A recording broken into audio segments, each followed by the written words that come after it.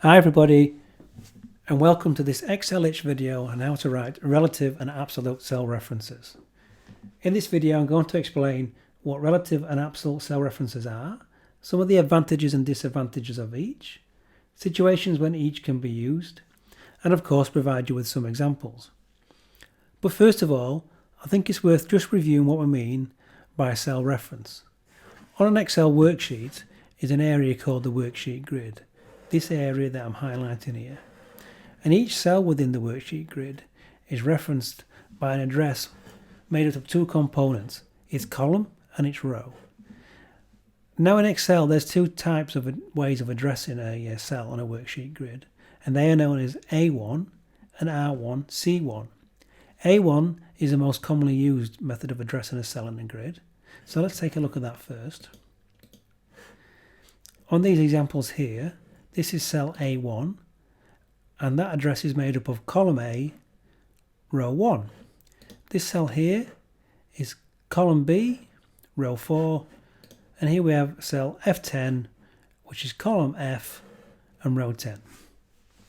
R1C1 used a slightly different method of addressing cells, and we need to make a change to Excel so we can see them. So let's go into here. So we go into Preferences, General, and then choose R1C1. I'm using a Mac at the moment, but there's a similar menu in Windows, and I'll put some instructions up on the screen on how to achieve this. Now let's go to our R1C1 examples. Now R1C1 addresses cells using the row first and then the column, and each row and column is addressed by numbers, so there's no letters here. So in our first cell we have row 1, column 1. And our second cell here, which is R4C2, that is row 4, column 2. And our final example here is R10C6, and that is row 10, column 6. As I said earlier, the rest of this video is going to be based on the A1 addressing system. So let's switch back, go into Excel, Preferences, General, and turn R1C1 off. Okay, so what do we mean by a relative address? Well, a relative address is an address that you type in a formula, and it's updated relative to how you move that cell around the grid, move the formula around the grid, should I say. And this is easier to show rather than explain. So let me just turn on a feature in Excel here called Show Formulas on the Formula tab. And let me just type in cell B1 here, a formula, and we're going to use A1 times 10. I'm going to click enter. Now what I should really get now is an error, but because I've got show formulas it continues to show the formula in the cell. I should only get an error because I've got nothing actually in the cell that I'm referencing, which is A1, and you can't times nothing by 10. Anyway, back to the video. A relative reference is a reference that's updated relative to how you move a formula. So if I drag this formula down one row, you'll see that the cell reference in there has been updated by one row. It's gone from A1 to A2. This also works for columns. So if I drag it across one column, you can see that the column address has been updated from A1 to B1. Easy. So how can we use this? Well, I've got some examples that I've prepared earlier, so let's have a look at the first one. On this example, we've got 3 columns. In the first column, we've got products, which are fruit. We've got a sales price for each product, and grapes are looking a little bit expensive. And then we've got a third column where we want to calculate sales tax. So let's click in cell C2 and type in a formula to work out the sales tax at 10%. So if we type in here equals A, well actually we want B2 times 0.1. Click enter, and that works out the sales tax.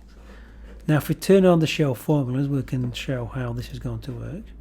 If we drag that cell down, which will copy the formula in that cell into all these other cells, down to row 10, you'll see that in each one of these formulas the cell reference has been updated by one row, B2, B3, B4, B5, B6. However, if I'd have copied the formula from cell C2 and pasted it in cell C10, I would have got the same result because I would have moved it down the same relative amount of rows.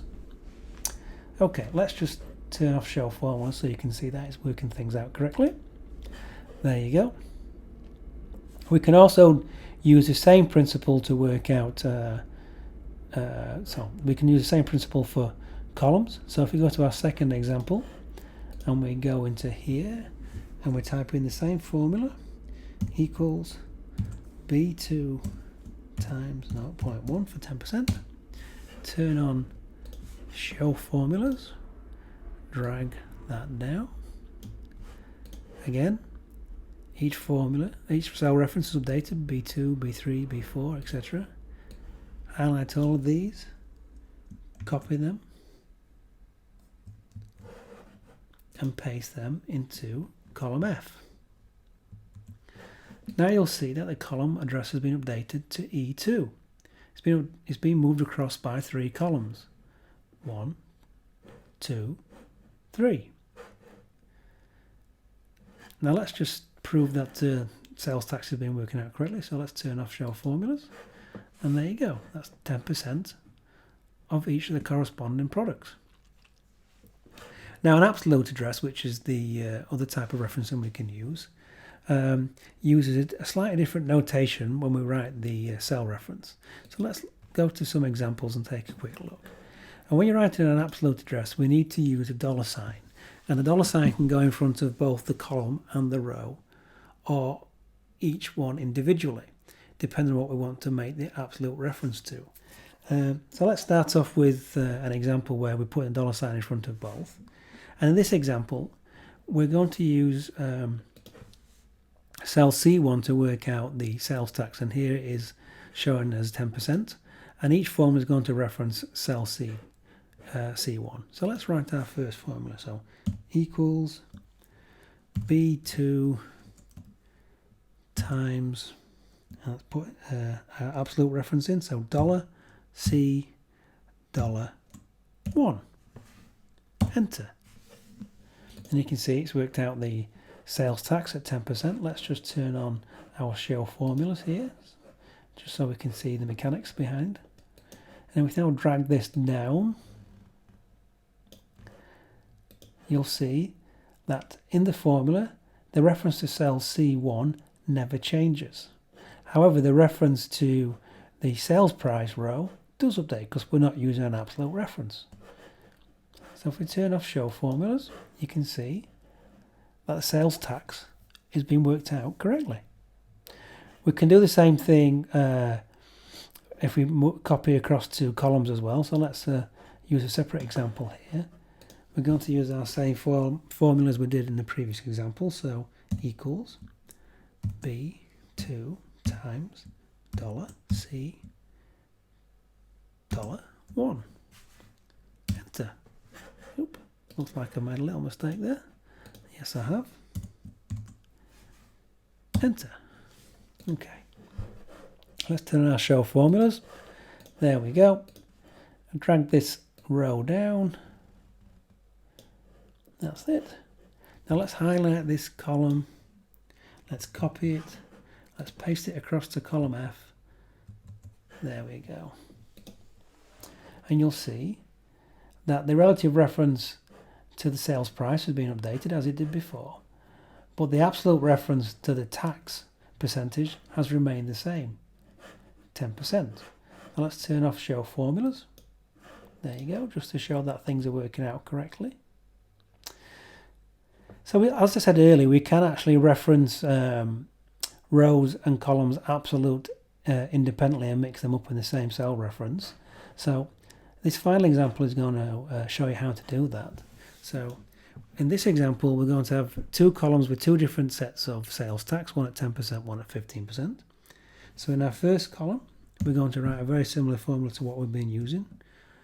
B2 times, in fact, let's make the B part of it absolute, so we're constantly referencing the sales price. And now we need to reference column C, cell C1, but this time we want to only keep the row absolute. So we're going to type C, and then we're going to type $, and then we're going to type 1. Now what we've done here is we've made the row 1, absolute, but no $sign in front of the column address, which is column C, is relative. Click enter. In fact, let's turn on our show formulas first. Drag that down so you can see that the various relative and absolute references are updated.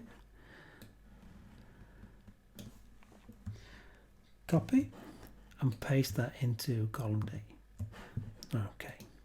Now if you look at what we've just pasted, you'll see that it continues to reference row 1, but now it's referencing column D, where we've got our 15% tax rate. In the first part of our formula, which we had an absolute reference to column B, where the sales price was, that remains unchanged, but the row is updated and that's relative. There's no $sign. Let's turn off show formulas, just to prove that it's calculating correctly. And there you go. Mixed absolute and relative references in the same formula on the actual same cell reference. Now there are various advantages and disadvantages to each one, as you can see here. I find that when you're using absolute references, your worksheet design needs a bit more thought beforehand, because they tend to be cells on a worksheet which are referenced from various other cells or even other worksheets across the Excel workbook. So it's always good to think about where you want these to be. These might be cells where people are inputting values. Relative references are great for producing worksheets quickly, but you'll find that if you have lots of them, they can become high maintenance if you've got to do a lot of updating. So wherever possible, I would try to use absolute references. But they both have their advantages. Anyway, thank you for watching this video. I hope you've learned something. Why not nip across to my website, excelitch.com, where I tend to post once a week and have lots of other useful tips and training on Excel. Okay, thanks a lot. Bye.